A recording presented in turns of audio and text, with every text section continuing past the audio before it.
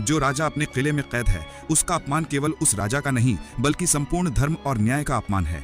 अब जब तक मैं इस भैर सिंह और इसके लुटेरों को नष्ट ना कर दूं, मैं चैन की सांस नहीं लूंगा और तुम्हारे महाराज को उनके सिंहासन पर वापस बिठाऊंगा। आकाश में सूर्य ढल चुका था। लालिमा से रंगा हुआ आकाश किले की ऊंची दीवारों पर पड़ रहा था, मानो स्वयं प्रकृति भी उस किले के भीतर छिपे अंधकार को उजागर करना चाह रही हो। विक्रमादित्य गांव के किनारे एक पुराने बरगद के नीचे बैठे थे। उनके सामने वही नौकरानी खड़ी थी।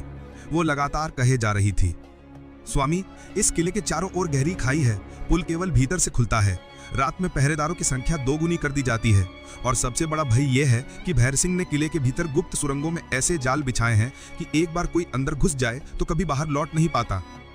विक्रम ने शांत स्वर में कहा, जाल चाहे जितने हों, सिंह को रोकने के लिए कांटे कितने भी बो दो, वो अपनी चाल नहीं बदलता। जैसे ही अंधेरा छाया, विक्रम ने साधारण वस्त्रों में स्वयं को ढक लिया और किले की ओर चल पड़े। किला दूर से ही डरावना लग रहा था। दीवारों पर मशालें जल रही थीं और चारों तरफ भयंकर शोर गूंज रहा था।